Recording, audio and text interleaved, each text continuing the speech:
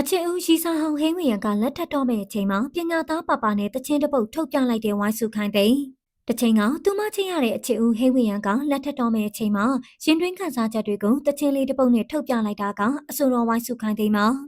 အဆိုတော်ဝိုင်းစုခိုင်သိန်းဟာသူမရဲ့တချင်းထဲမှာတစ္ဆာရှိသူတွေအတွက်မျက်ရည်ပဲရတာလားဖောက်ပြန်သူတွေကတော့ပျော်ရွှင်မှုလားလို့ပညာသားပါပါတချင်းထဲမှာမေးခွန်းထုတ်လိုက်တာပါ